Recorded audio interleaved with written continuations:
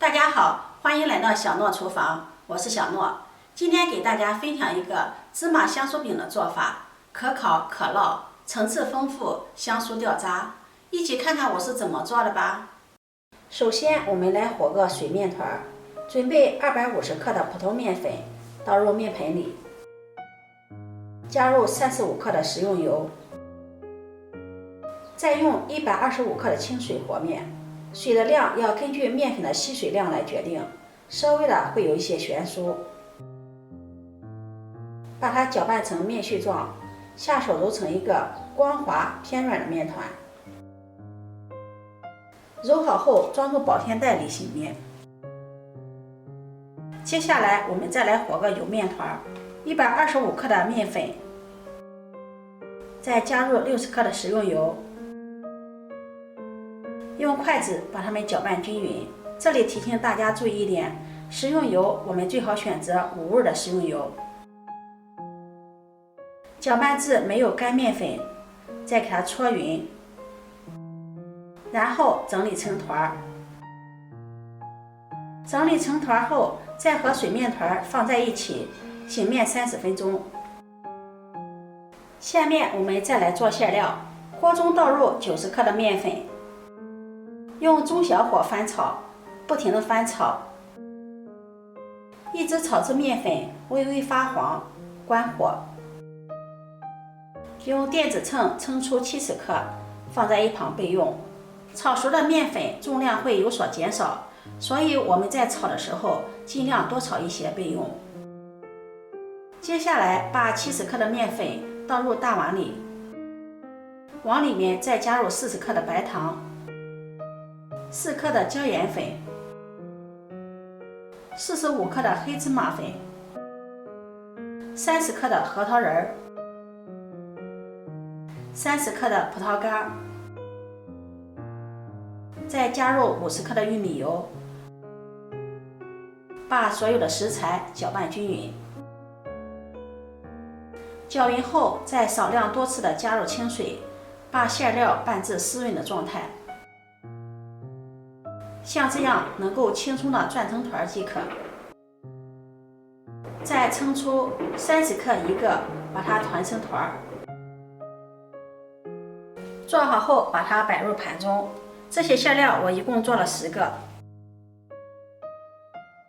全部做好后盖上保鲜膜，防止风干。接下来我们取出醒好的水面团，把它按扁，按成这样一个大饼，再放上做好的油面团，给它包起来，再把它翻过来，收口处朝下，用擀面杖给它压一压，再正反面的给它擀一擀，这样正反面的给它擀一擀，它的薄厚比较均匀。最后擀成这样一个长方形的大面片，厚度大约在0.2厘米左右。然后在面片上再刷上一层清水，这样方便粘合。再从底部给它卷起来，卷成这样一个长条，再给它搓一搓，整理均匀。再给它平均切成10个大小相等的剂子。取一个剂子，把两头的切口给它捏合，再给它整理一下，整理成圆，然后按扁，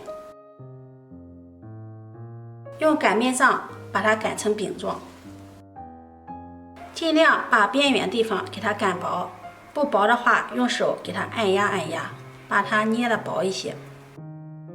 放上我们团好的馅料，用虎口给它收口。这个时候要把馅料给它捏散，不然等会儿在擀的时候就不好擀了。多余的小面剂给它揪掉就可以了，这样才能保证饼的薄厚均匀。然后再把它按扁，